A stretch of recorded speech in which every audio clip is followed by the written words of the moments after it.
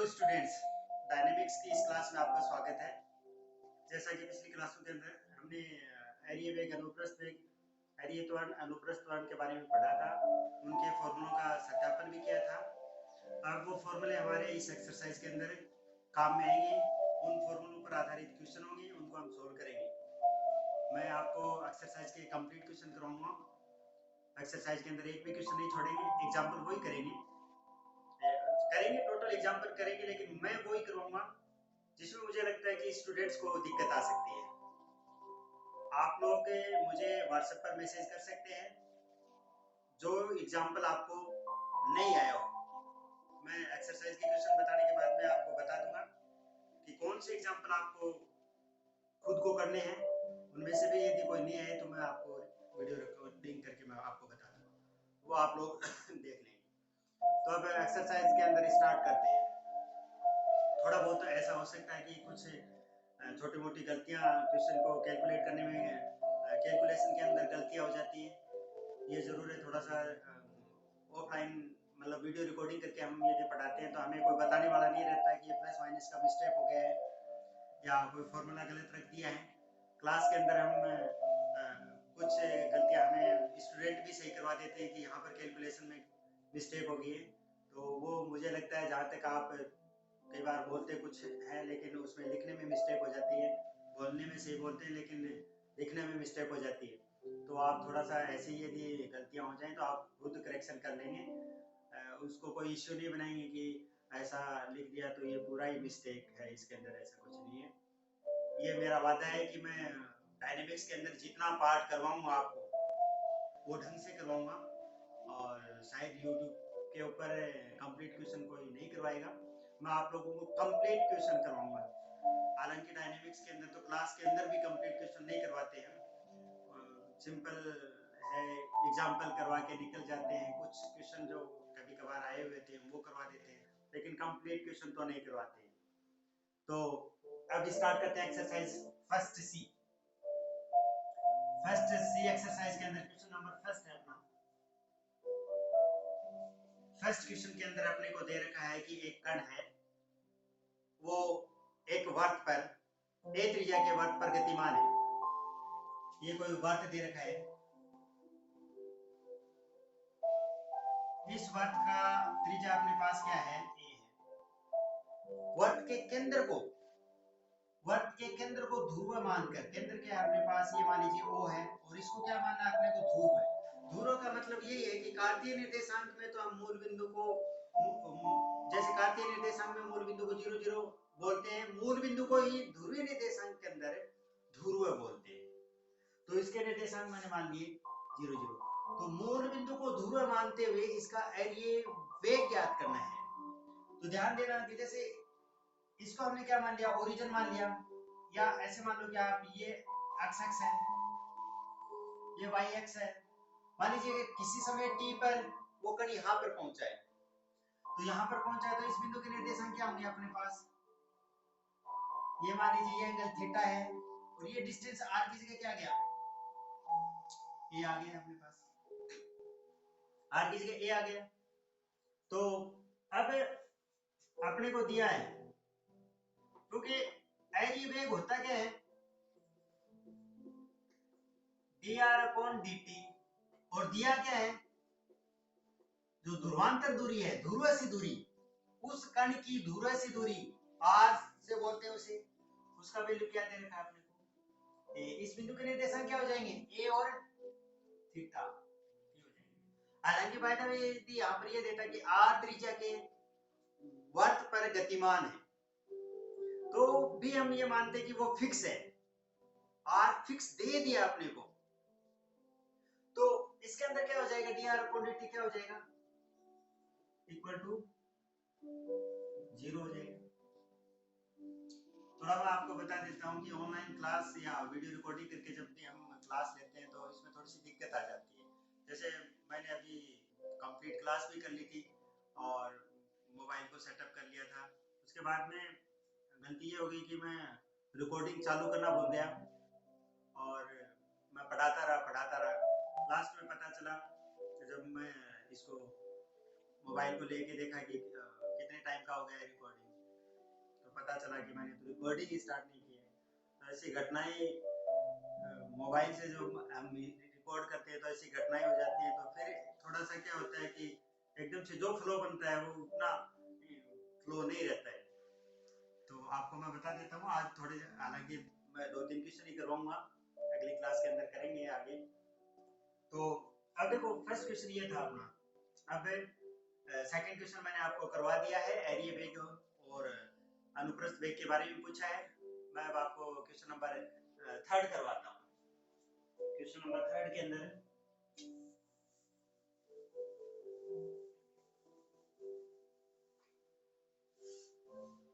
JPH की book लेके आनी है आपको। जेपीएच की बुक के अकॉर्डिंग मैं आपको पढ़ाऊंगा। हो सकता है क्वेश्चन आगे पीछे हो, तो जिस कई बार क्या है कि पुरानी बुक है तो उनके अंदर 1-2 क्वेश्चन कम मिल जाएंगे आपको, नई बुक के अंदर 1-2 क्वेश्चन ज्यादा मिल जाएंगे।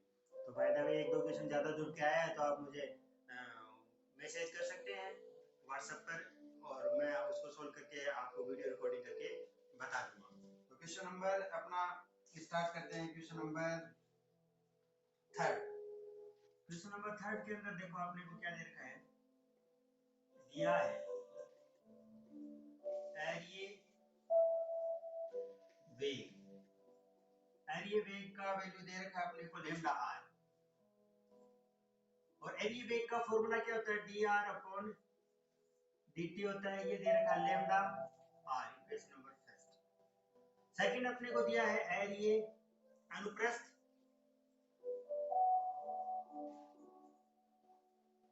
वेग। अनुप्रस्थ वेग दे रखा है म्यू थीटा, और इसका फॉर्मूला क्या होता है, r d theta upon d t equal to mu theta. Equation number second अपने को पथ का समीकरण ज्ञात करना है।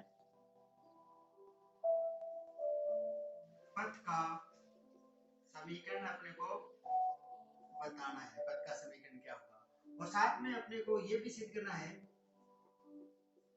हमें सिद्ध करना है एरिये त्वरण।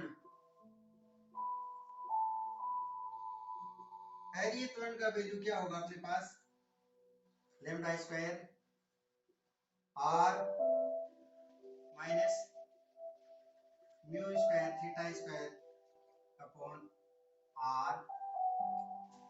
अनुप्रस्थ त्वरण बराबर म्यू थीटा इंटू में लैम्डा प्लस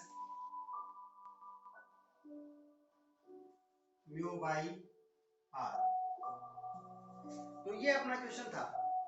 थोड़ा सा वापस इसको समझेंगे। अपने को दे रखा है क्वेश्चन के अंदर एरिये वेग दे रखा है लैम्डा आर, तो एरिये वेग का फॉर्मूला लिख दिया मैंने, d r upon d t equal to lambda r हो जाएगा अपने पास, इक्वेशन फर्स्ट हो जाएगा। अनुप्रस्थ वेग भी दे रखा है, वो दे रखा है म्यू थीटा, तो अनुप्रस्थ वेग का फॉर्मूला लिख दिया मैंने। पथ का समीकरण ज्ञात करना है, और दूसरा अपने दो ये पार्ट प्रूव करने अपने को कि एरिये त्वरण का वैल्यू इतना होगा और अनुप्रस्थ त्वरण का वैल्यू इतना होगा। तो सबसे पहले मैं आपको बता देता हूं कि पथ का समीकरण ज्ञात करना है। तो पथ का समीकरण ध्रुवीय निर्देशांक के अंदर आर और थीटा के अंदर होता है। तो अपने को एक आर और थीटा के अंदर इक्वेशन लेके आनी है। ये जितने भी क्वेश्चन होंगे इनके अंदर आर थीटा और टी तो क्या होंगे, चर होंगे, बाकी क्या हो जाएंगे, कांस्टेंट हो जाएंगे। तो ये मत समझना कि अपन अपने पास लैम्डा भी है म्यू भी है तो इनके अंदर रिलेशन लेके आना, ये जो भी होंगे वो सारे के सारे क्या हो जाएंगे, कांस्टेंट हो जाएंगे। तो पथ का समीकरण आर और थीटा के अंदर लेके आना होगा अपने को इन क्वेश्चनों के अंदर। तो जबकि अपने को रिलेशन दिया होगा वो आर थीटा और टी के अंदर दिया होगा, तो अपना पहला टारगेट क्या होगा, टी को हटाना होगा। इससे हमारे पास एक रिलेशन आएगा आर और टी के अंदर आएगा। तो इक्वेशन फर्स्ट को डिवाइड करते हैं सेकंड से, फर्स्ट को सेकंड से डिवाइड करेंगे तो अपने पास क्या आएगा, देखो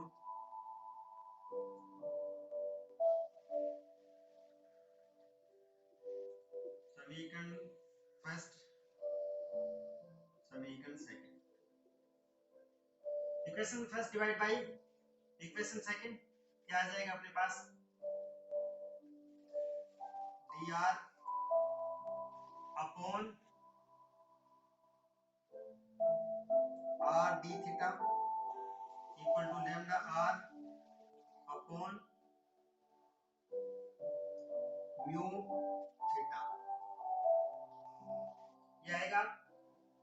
इससे अपने पास d r upon r square lambda upon mu d theta upon theta हो जाएगा। दोनों तरफ क्या कर देंगे, इंटीग्रेशन कर देंगे। क्या आएगा अपने पास, -1 upon r lambda upon mu log theta plus c1। ये हो सकता है किसी ने log c1 ले लिया हो, इससे कोई फर्क नहीं पड़ता। तो अपने पास क्या आएगा, 1 अपॉन आर इक्वल टू क्या हो जाएगा, माइनस का lambda upon mu log theta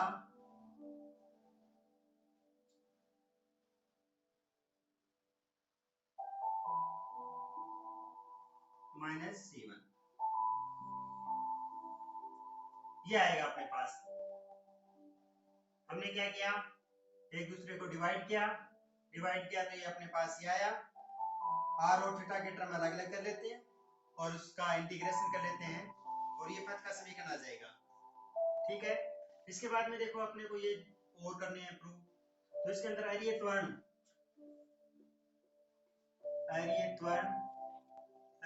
का फॉर्मूला क्या होता है, d square r upon d t square minus r d theta upon d t का whole square. D theta upon d t का वैल्यू तो है अपने पास, अपने को किसका वैल्यू रखना है, d square r upon d t का, d square r upon d t square इसका वैल्यू रखना है उसके अंदर। तो पहला टाइप ये इक्वेशन देखो, आप इसको इक्वेशन नंबर 3 दे देंगे, ये 4th हो जाएगा।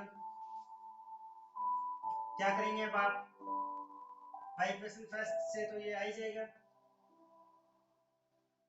By equation second d theta upon d t का वैल्यू क्या आएगा अपने पास, equal to mu theta upon r हो जाएगा। By equation first d r upon d t, d r upon d t बराबर लैम्डा,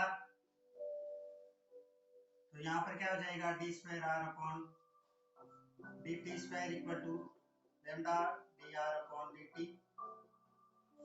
तो इससे अपने पास क्या हो जाएगा, d square r upon d t square, क्योंकि ये जो भी फॉर्मूले रखने अपने को उनके मान रखेंगे तो वो आर और थीटा के अंदर ही रिलेशन आना चाहिए।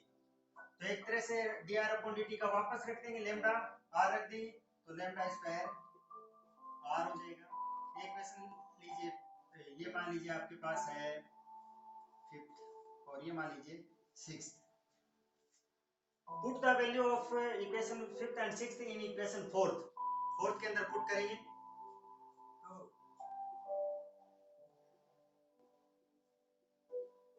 समीकरण 5 व 6 का मान समीकरण 4 में रखने पर रखेंगे तो देखो अपने पास क्या आएगा, अरियत वर्ण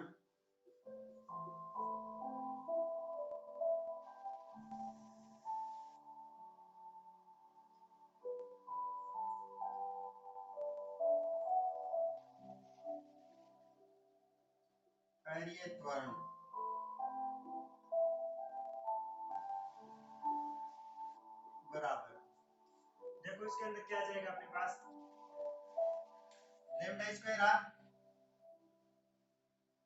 minus r d theta upon d t का वैल्यू कितना है,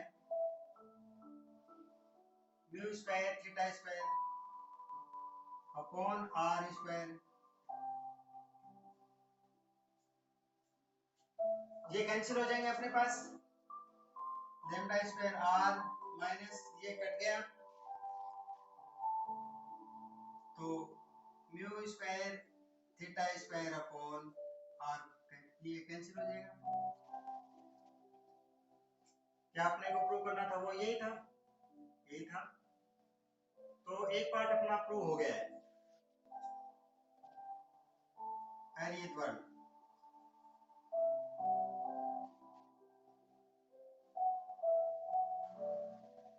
एक पार्ट हो गया है।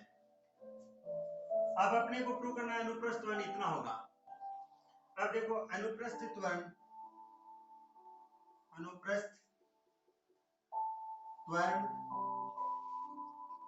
इसका फॉर्मूला क्या होता है, 2dr/dt dθ/dt plus r d²θ/dt²।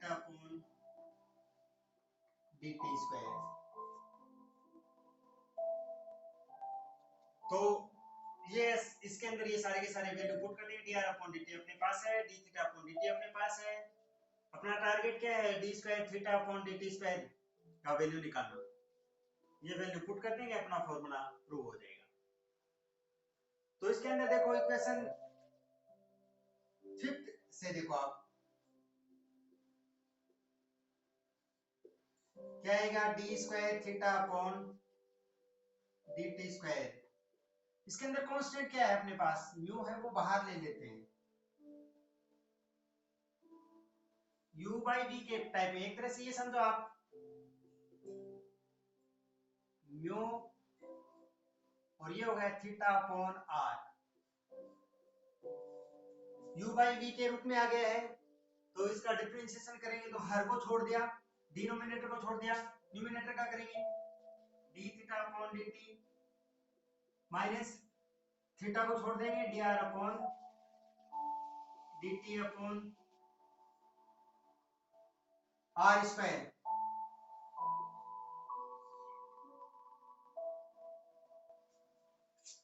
ये आएगा अपने पास।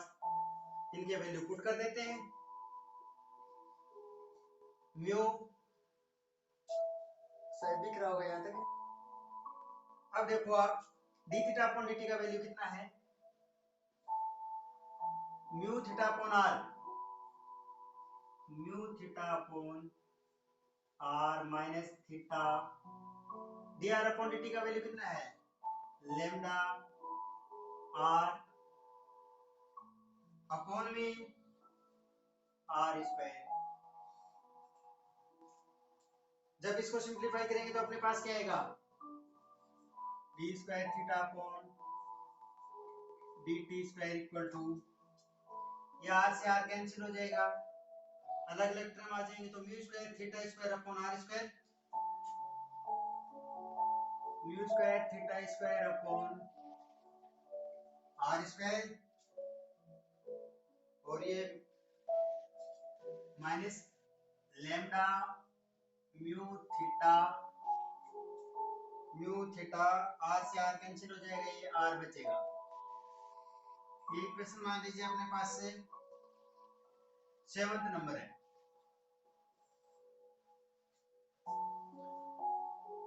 ये इसको 6th 7th दे देंगे हम, और इसको 8th कर देंगे।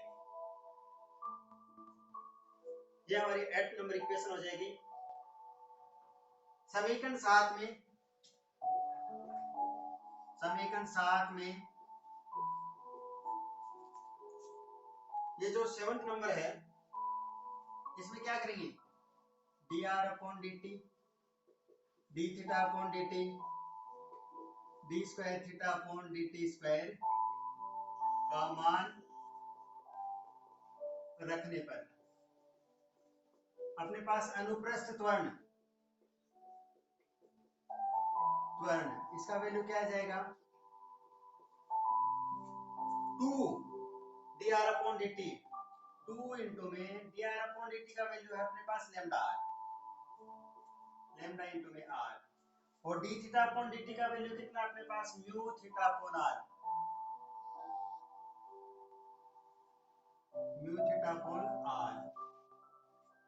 प्लस r इंटू में, तो इसे r से मल्टीप्लाई करेंगे, plus r mu square θ²/r² minus r lambda mu θ/r²।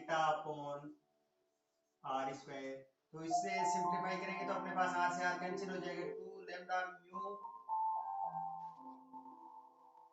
Theta बचेगा और प्लस का ये mu square theta square upon r minus lambda mu theta upon यहाँ पर कुछ मिस्टेक हो गया क्या? आर से तो आर कैंसिल आउट हो गया था अपना, नहीं हुआ शायद, मुझे लगता है कुछ मिस्टेक हो गया है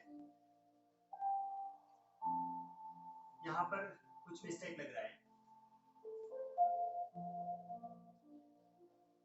यहाँ पर। dr अपॉन dt का वैल्यू रखेंगे, लैम्डा आर रख दिया, कोई दिक्कत नहीं है, आर सार ये अपॉन में आर आएगा, ये स्क्वायर नहीं आएगा, सॉरी स्क्वायर नहीं आएगा, ये आर ही आएगा।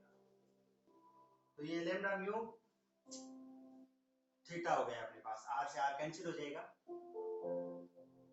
तो ये देखिएगा अपने पास क्या आ जाएगा, ये एक साथ कर देंगे इनको, lambda mu theta plus mu square theta square upon r, और यहाँ पर अपने पास कॉमन क्या आ जाएगा, म्यू थीटा कॉमन आ जाएगा, लैम्डा यहाँ लैम्डा बचेगा और यहाँ पर बचेगा अपने पास म्यू थीटा अपॉन आर, ये पार्ट बचेगा अपने पास। थीटा का स्क्वायर नहीं है यहाँ पर, कुछ ना कुछ मिस्टेक हो रहा है शायद,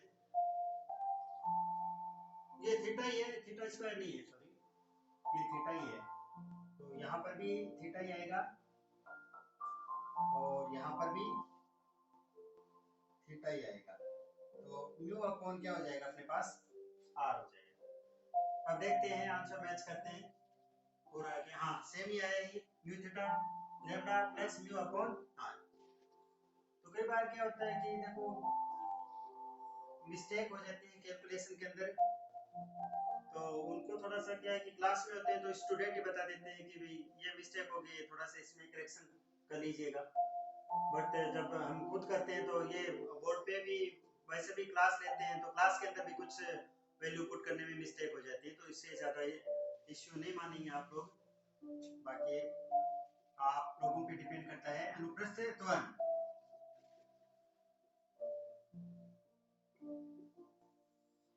ये अपन ने ये वैल्यू निकाला है, तो ये आज का अपना क्वेश्चन था, लैम्डा ये वेग और अनुप्रस्थ वेग दे रखे थे और साथ में अपने को पथ का समीकरण ज्ञात करना था और उसके अंदर ये भी प्रूव करना था कि एरिया त्वरण और अनुप्रस्थ के त्वरण के वैल्यू ये होंगे।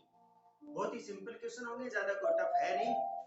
टफ ये तब बन जाता है जब हम क्वेश्चन एक बार तो देखो अपने को क्वेश्चन करने पड़ेंगे, और जब आप एक बार क्वेश्चन कर लेंगे तो ज्यादा दिक्कत नहीं आएगी। तो नेक्स्ट क्लास के अंदर हम आगे करेंगे, इससे आगे क्वेश्चन 3 क्वेश्चन हो गए अपने, शायद 15-16 क्वेश्चन होंगे इसके, तो अगले 3-4 दिन के अंदर हम क्वेश्चन सारे करेंगे।